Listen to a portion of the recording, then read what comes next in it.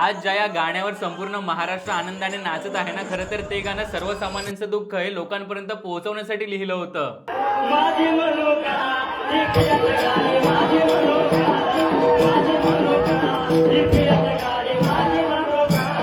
तर या गाण्यामागचा इतिहास असा आहे की 1960 आणि 70च्या काळात भारतात फियाट कार ही श्रीमंती आणि स्टेटसचं सिंबल मानली जायची.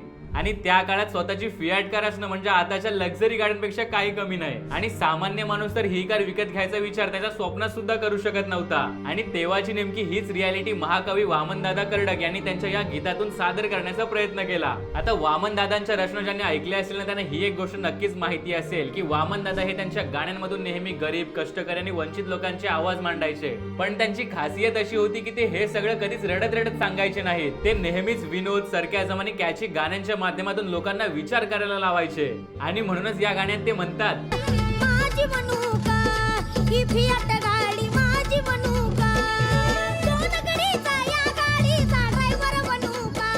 आता पहिल्यांदा ऐकल्यावर आपल्याला फक्त एक मजेशीर ओळ वाटते, परंतु हा प्रश्न इथे फक्त या गाडीचा नाहीये, तर त्या काळातल्या लाखो लोकांच्या अपूर्ण राहिलेल्या स्वप्नांचा आहे. आता ज्या गोष्टी श्रीमंतांसाठी रोजच्या होत्या ना, त्या गोष्टींचा आनंद आम्हालाही फक्त 2 मिनिटं तरी मिळू शकतो का, असा प्रश्न ते या गाण्यातून विचारत होते.